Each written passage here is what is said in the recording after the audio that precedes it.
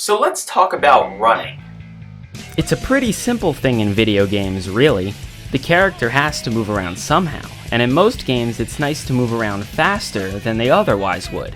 This is especially true in platforming games, as the main objective of these games is to run and jump across platforms. Super Mario Bros. Is considered by many to be the first real platforming video game, and it did a lot of things right. However, throughout the series, some of these mechanics have changed a bit. Which game did it best, and why? Starting with the first game, things are pretty simple. The NES controller only had two main buttons of input, and they are used for the two most important things in Super Mario Bros., namely to jump and to run. The D-pad's already used to walk, but the run button adds a new dynamic to movement, as it enables players to go through levels more quickly if they can react fast enough to obstacles. Later in the game, running is required in order to jump over large gaps. For the most part, however, players can either opt to walk most of the time or run whenever they can.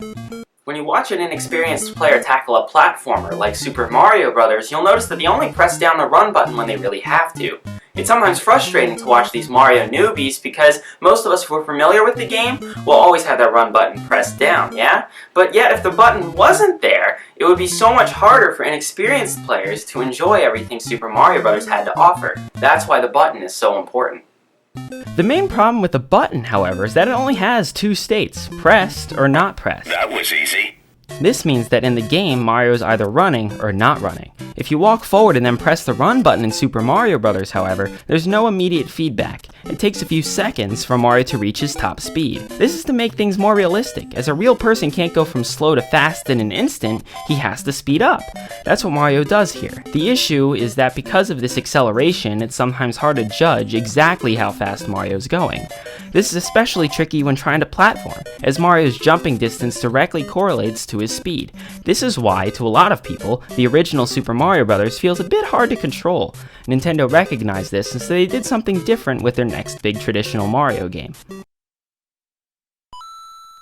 Super Mario Bros. 3's controls feel very similar to the original Super Mario Bros., except tweaked a bit. In the case of running, however, there was one key change: the P-meter. Okay, seriously, why did they call it that? What's the P even stand for anyway? This little bar added to the HUD meant that players could easily understand how fast Mario's going. With a little bit of experience, you could subconsciously understand how full the meter had to be for Mario to jump a certain distance.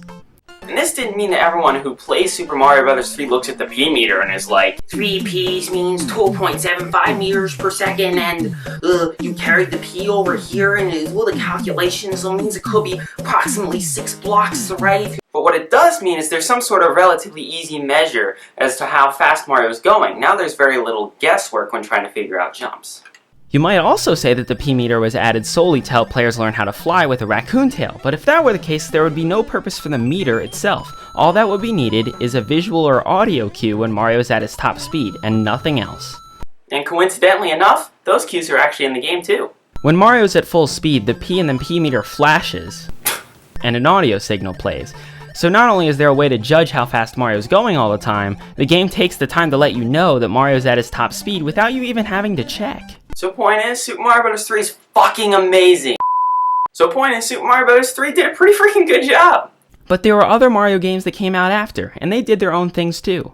Super Mario Land on the Game Boy wasn't made by the same team as the previous games, and as such, it pretty much took everything Super Mario Bros. And Mario 3 did right and just chucked it right in the trash. In fact, its control is perhaps the worst in the entire 2D Mario series. But its sequel? That's a whole other story. Super Mario Land 2 really wanted to push Mario games forward, but it's hard to do that when you have such a small screen. You didn't have a whole TV to look at.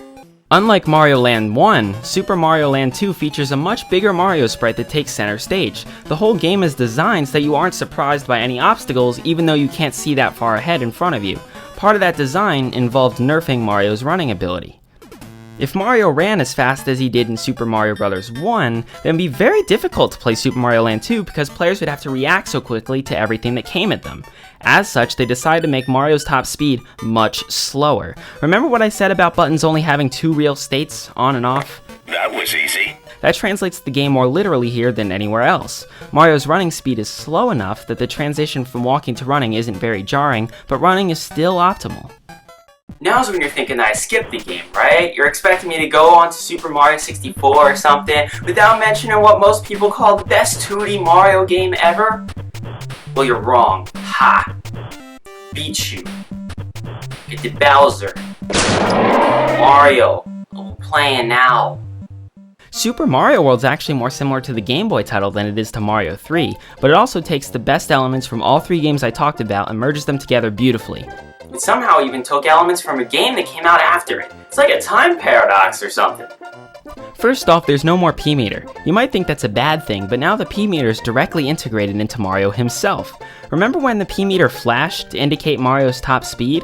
Well, now Mario holds his arms out when he's at top speed. Since you're controlling Mario and are already looking at him, it's so much more intuitive to notice his arms sticking out than it is to hear the and then glance at the P-meter and notice it's full. Second off, Mario no longer slowly accelerates. Once again, you might think this is a bad thing, but this is taking a cue from the Super Mario Land 2 design.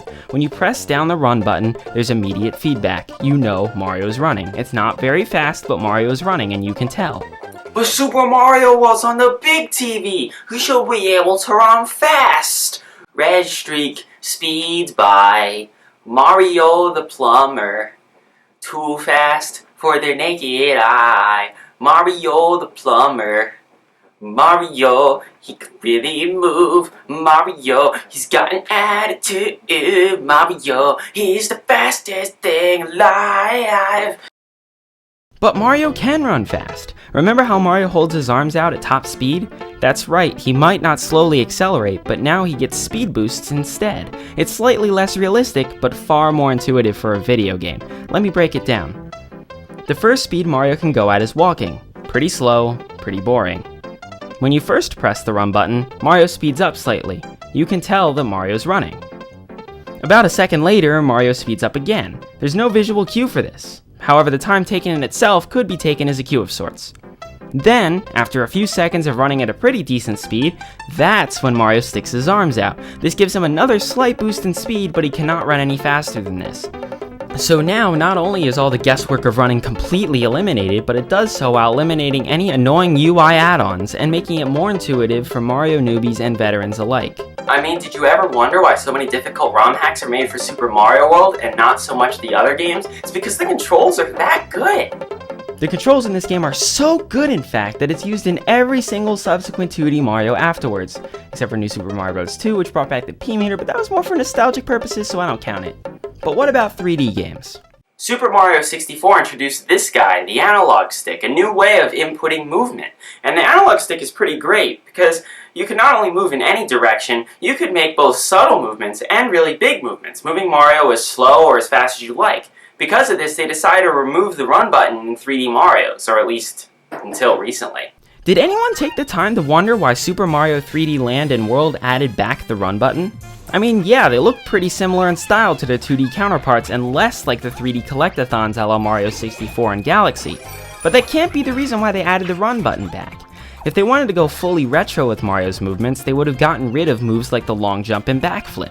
One argument that makes a little sense is that the 3DS's circle pad has less range of motion than a full analog stick, and thus has less capability than a full analog stick for more subtle movements. I understand that argument, but I think there's more to it than that. Remember how I said that in Super Mario Bros. Newbie players would generally just walk around and never use the run button? Well, that's practically impossible in Galaxy or other 3D Marios, because it's all tied to the same mechanism. And let's be honest with ourselves, a newbie player would more likely fully tilt the analog stick in a direction that makes subtle movements when first playing a game. Then again, maybe newbie players are just too stupid to understand controlling Mario in a 3D world. Or at least that's what Nintendo thought.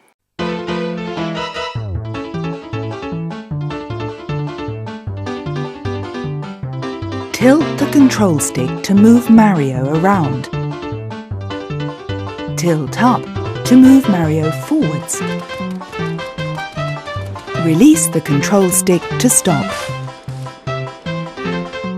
Tilt down to move Mario towards you. But I digress. So if some newbie player was to hop into Super Mario 3D World and there wasn't a run button, this new player would be running all over the place. This is perfectly fine in the exploration-based 3D Marios because the focus isn't on platforming, it's on exploring. You're not trying to reach the goal pole, you're looking around, getting immersed and completing tasks. You remember those parts of Mario Sunshine where you lost the flood? These sections were really unique as it removed the crutch you have for most of the game. The thing I noticed while playing these parts of the game is not only are they much harder than the rest of the game, except for Corona Mountain because you know it sucks, but they also feel a lot slower. I think this has to do in part with the lack of a run button. In Sunshine, you're exploring worlds most of the time. As such, your controls and abilities are based around that concept. The fastest method of navigation is by spraying the flood in front of you and then diving and sliding along the water trail you just sprayed. Alternatively, you can repeatedly dive and roll out of the dive. Both of these actions are far less precise than a run button, but it doesn't have to be when you're trying to get from point A to point B with very little in your way. In addition, it's more fun to jump and dive around when you don't have much else to do. But then the game throws you into these secret levels, which aren't about exploring. Instead, they're about linear platforming. Not only are a lot of our moves taken away, but some other moves, such as the dive, are now less practical because of their lack of precision. Unless you're this guy. Jump dive, roll out, dive, roll out, jump dive, roll out, dive, roll out, jump dive, roll out, dive, roll out, jump dive, roll out, jump, dive, roll out, jump, jump, jump, triple jump dive, jump, spin jump dive, roll out, jump, or dive, jump, roll out, dive, jump, roll out, spin jump, roll out, dive, roll out, jump, roll out, dive, roll out, jump, and there you go. Oh my god. The average player will likely just move around and jump, and nothing more. Not only is the area more difficult because of this move limitation, but it also feels slower because of the lack of move variety and movement speed. With the Super Mario 3D games, that whole problem's entirely solved. Now, just like Super Mario Land 2, there's a clear difference between walking and running. Even better, the exact running mechanics from Super Mario World are all integrated here, all 4 running phases intact. And even better, Is that a thing people say? It's a thing now. the dynamic nature of the analog stick is intact, because when not running, the analog stick can affect your walking speed, and when running, the analog stick can also be used to slow your running speed. And even better. All the moves from the 3D exploration-based Mario games are retained, from the long jump to the backflip, for a best of both worlds experience. The only move that wasn't retained was the dive, which, as we discussed, is not very precise and understandably would not fit well in a more linear game. The dive wasn't included in Galaxy either, but that was more likely due to gravity physics interfering than a deliberate exclusion. And even better. Even more moves and abilities are added to complement the running, most notably the roll and roll jump. The roll and roll jump do not slow down the player at all, and as such are probably the most appropriate moves in the Super Mario 3D games. They're fun to execute, allow players to change things up, and maybe show off a little, and do not interfere at all with their ability to move through the level at the appropriate speed. When the developers of Super Mario 3D World talked about their game in Nintendo's E3 2013 event, they considered it to be the culmination of everything they'd ever done in Mario. I remember how many people doubted them, saying it wasn't as innovative as Mario 64, or as beautiful and majestic as Mario Galaxy. Turns out they were right after all though, and nothing demonstrates this better than the stuff I talked about in this video. All the different mechanics from all these different games were meshed together so well to create the greatest movement mechanics in any platformer I've ever played. And so here we have come, from the humble running mechanics of the original Super Mario Bros. To the P-meter, to the streamlined and perfect running mechanics of Super Mario World, and to the perfect implementation and expansion of those mechanics in 3D. And to think that this is just about running. We barely even touched jumping, let alone all the other complex intricacies that make the Mario games so enjoyable and accessible. While I consider the Mario games to be the greatest example of running mechanics in linear platforming games, he does so many other things right too. It's no wonder then that he is considered the platforming king of gaming.